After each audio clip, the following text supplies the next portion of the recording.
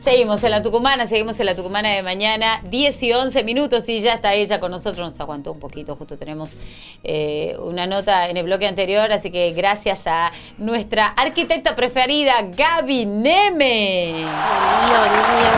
¿Cómo andamos? ¿Cómo estamos, Gaby? Bien, bueno, ¿ustedes? gracias. ¿Qué haces, Gabriela? Me acomodo Muy para bien, muy mirarla bien, bien. acá andamos. Mejor. Mejor. Siempre mejor. Obvio, Siempre mejor. Siempre. Bueno, Gaby, estamos justamente, hablamos un poquito la semana pasada y hoy también lo vale. El domingo fue un día muy emotivo para los argentinos en el marco del Día de la Memoria, la Verdad y la Justicia, y esto también tiene que ver con nuestro patrimonio. Así es, seguimos hablando de los espacios de la memoria en Tucumán, que como para recordar lo que hemos hablado el miércoles pasado, hemos visto algunos lugares cercanos a la Plaza Urquiza, Sí. Lo que era el circuito que hacía en la época, del proceso militar, en los años 70, algunos de los espacios principales que funcionaban como centros de detención clandestina. Sí. Hemos visto la Quinta Brigada, el regimiento, ahí en la avenida Sarmiento, lo que era el cuerpo de bomberos también. Sí. Después el edificio que está adelante de la legislatura actual. Hemos visto lo que era el comando radioeléctrico, lo que era Policía Federal, la Policía de Tucumán también. Y ahora vamos a ver algunos espacios que estaban en el interior de la provincia, para complementar lo que hemos hablado el miércoles pasado, que el primer ha sido la famosa escuelita de Fama y Sí. que es el primer Emblema claro, aquí en Tucumán. primer centro de detención clandestina del país, si Sí. no me equivoco, que justamente cuando arranca todo el operativo Independencia desde el gobierno nacional, se empiezan como a querer desmantelar, digamos, esos movimientos que decían subversivos en esa época, y arrancan por ahí, por la escuelita de Fama y ya. Esta imagen que vemos es uno de los ingenios, porque hemos hablado que varios ingenios funcionaban también como centros de detención clandestinos. En ese momento estaba en la etapa de la crisis azucarera, entonces muchos ingenios estaban cerrando, pero muchos dueños de los ingenios dan como fondos, digamos, para distintas cosas que por parte del gobierno. Por ejemplo, Bussi recibe muchos fondos de la industria azucarera para construir varios de nuestros edificios públicos. Entonces había como mucha conexión entre la industria azucarera y todo este tema, digamos, del proceso militar. Entonces creo que si no me equivoco, a ver, porque son varios ingenios, de las imágenes ya me fijo. Este es el ingenio Bellavista, que funcionaba ahí como uno de los centros de detención clandestina. Podemos sacar el zócalo, así se ve a pleno la imagen, por favor. El ingenio de Bellavista también fue un centro de detención. Sí, también de todo, digamos, del circuito que funcionaba ahí. Después tenemos, por ejemplo, el ingenio de la Fronterita, todos están como cercanas a la zona de Monteros, obviamente, de Famaillá, perdón. Bueno, toda esa zona fue Monteros, también. Famaillá, Sí. toda esa zona, sí. Ves ahí vemos la Fronterita, que funcionaba, y todos estos sitios. Toda la zona de Famaillá, por ahí, ¿verdad? Sí, cercano ahí a Famaillá. También está el ingenio La Astenia, que funcionaba como centro de detención clandestina. A ver, Gaby, esto uno no puede dejar de imaginar, bueno, años antes, 10 años antes fue el cierre de los ingenios. Sí. Eran fábricas totalmente abandonadas. Sí, en ese lapso es como que empezaron a quebrar varios ingenios a fines de los 60. Bueno, que fue el cierre, digamos, fue determinación del gobierno de Urganidad del cierre de ingenios y fábricas que quedaron, por supuesto, sin hablar de lo que significó para la sociedad y la economía y el desarraigo y demás, pero también son lugares que quedaron abandonados y que años después fueron utilizados como centro de detención clandestina. Sí, porque me parece una de las razones por las que se usaba, por ejemplo, tenían la posibilidad de tener helipuertos, o sea, se manejaban mucho los helicópteros. En donde, helipuertos, sí. Claro, traían a las víctimas, les llevaban los cuerpos, entonces todos esos circuitos, digamos, tortuosos, y al estar los ingenios como alejados de urbanizaciones y todo, entonces como que me parece que usaban esas ventajas, entre comillas, para, digamos, actuar libremente, impunemente, digamos, Sí. con respecto a todo eso. Porque, por ejemplo, es espantoso, pero por ejemplo, en la escuelita de Famanilla los vecinos decían que se escuchaban los gritos de las víctimas de noche, cuando Qué los desgarrador. torturaban. Entonces, me parece que se utilizan los ingenios también por eso, por la impunidad. Ya vemos imágenes de lo que era la escuelita de Famanilla, que ahora está declarada como lugar histórico de la Sí. memoria. Sabemos que se llama justamente escuelita porque funciona como escuela, se construye en los años 70 y se toma para ser el principal centro de detención clandestina del momento. Funciona durante varios años hasta el 2012 como escuela y de ahí ya se lo deja como lugar de la memoria. Ahí vemos y hay muchas placas recordatorias, hay muchos elementos que van indicando lo que ha ido pasando en ese momento. Creo que durante la presidenta Cristina Fernández se declara esto como el lugar histórico de la memoria. Y varios de estos lugares, los ingenios también tienen declaratorias, por ejemplo, los ingenios y además, si se acuerdan, la Escuela de Educación Física, que hoy es Facultad de Sí. Educación Física, también funciona como un centro importante de detención clandestina, también tiene declaratoria como lugar, eso también es patrimonio, un patrimonio doloroso, pero también forma parte de nuestro patrimonio. Ujú. Veíamos imágenes de lo que era la Escuela de Educación Física, ahora Facultad de Educación Física, como les decía, y cada uno dependía de algún poder del Estado. Por ejemplo, la escuelita estaba en relación directa con la Quinta Brigada de Infantería, que estaba aquí, como hemos hablado, en la avenida Sarmiento. Sí. Entonces, estaban trianguladas las fuerzas nacionales, los militares, la Policía Federal, la Policía Local, todos como que tenían como distintas conexiones y jurisdicciones con respecto a, digamos, los circuitos que seguía cada uno de estos procesos, Ujú. digamos.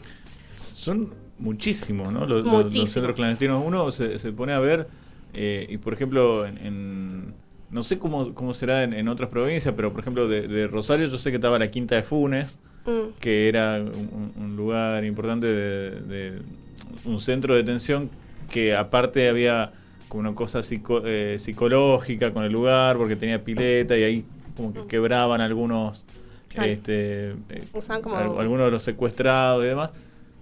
Pero acá en Tucumán hemos repasado ¿cuántos? ¿10 lugares? Y solo en la ciudad de San Miguel de Tucumán, sí, más de como 15 serían. 15 lugares. 15 en San Miguel de Tucumán. Sí, alrededor de la Plaza Urquiza solamente, Claro. digamos. Se calcula que había más de 100 centros de detención clandestina en toda la provincia. O sea, muchísimo. Y uno se pone a pensar, el brazo armado de las organizaciones, digamos, de montoneros, de FARC y demás, no eran tantos militantes como para que haya 15 centros clandestinos No. de detención. Yo leía que eran pocos, eran grupos chicos, de a 20, por ejemplo, debe haber habido, no quiero dejarle, pero 60, 70 eran los como subversivos, los que querían desmantelar, que arranca esto con el operativo Independencia, con el gobierno de Isabel Martínez Perón. Sí. Es donde empieza a armarse todo. Hay Claro, un libro interesante de Daniel Goodman que se llama Sangre en el Monte, que habla sobre la guerrilla acá en Tucumán, que menciona esto, que los guerrilleros, los que estaban armados y en el monte, Sí. nunca sobrepasaron los 100. No, dicen que sí, no llegan a los 70, parece. Ujú. ¿no? Y que venían con ese espíritu de la Revolución Cubana, Claro. como formados ahí y con toda esa herramienta, y se quería desmantelar todo esto. Pero y Tucumán justamente era un lugar fuerte, supuestamente por esto, y se arranca, digamos, por acá. Y también uno de los lugares que figuraba, que es como muy conocido, ya vamos a ver imágenes, el Arsenal Miguel de Ascuénaga, también funcionaba como uno de los centros importantes.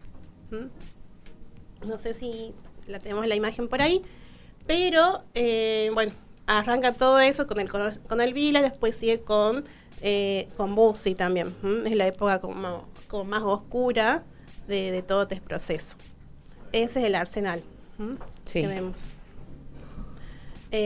que también está ahora como uno de los sitios de la memoria. Yo pensando en todo esto, me parece que también, habíamos hablado el miércoles pasado, debería haber algún circuito, algo que a la gente que quiera, digamos, recorrer estos sitios lo lleve por acá, porque son como, hasta el momento son como lugares aislados, sí, que relativamente hace poco tiempo fueron declarados como lugares de la memoria, no menos de 10 años, digamos.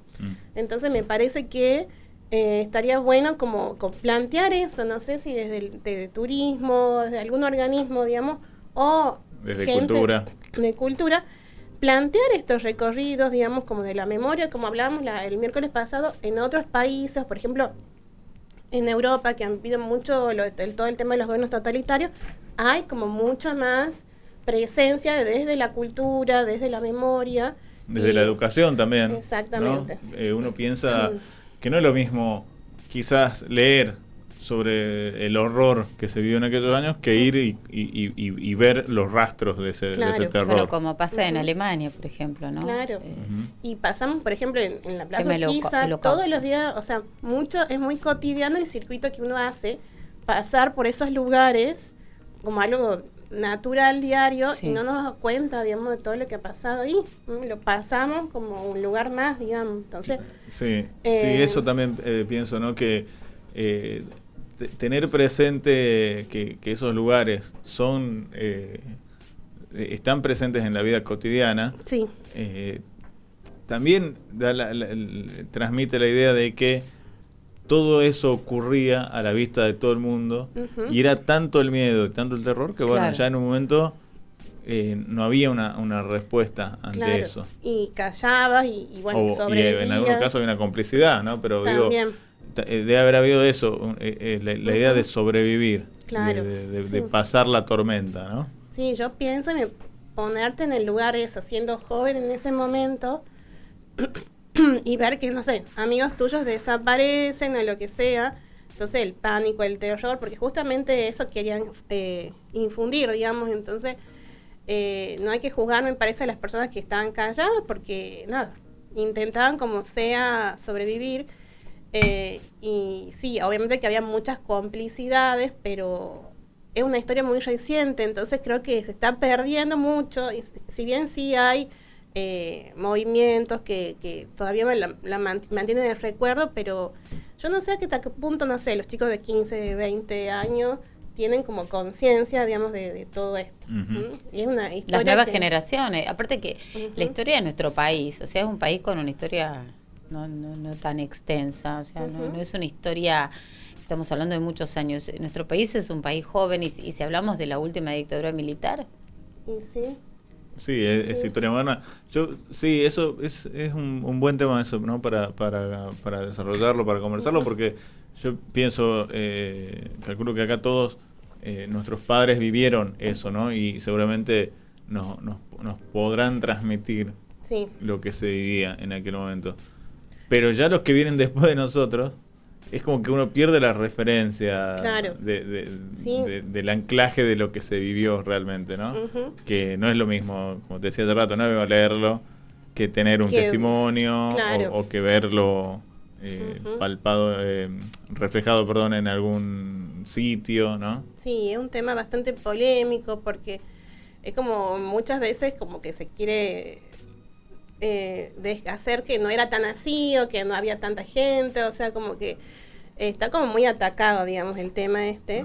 Y yo eso viene desde arriba, recordemos del mismo Poder Ejecutivo, que a ver, no es nuevo, porque esto se lo ha planteado incluso en el debate, en campaña, o sea, no es que ahora... Sí, el propio domingo se ha sacado un video lamentable, ¿no? En el que se niega la cifra, que también es una discusión que no lleva a ningún lado, porque en definitiva... Pasó. O sea, la cantidad no importa.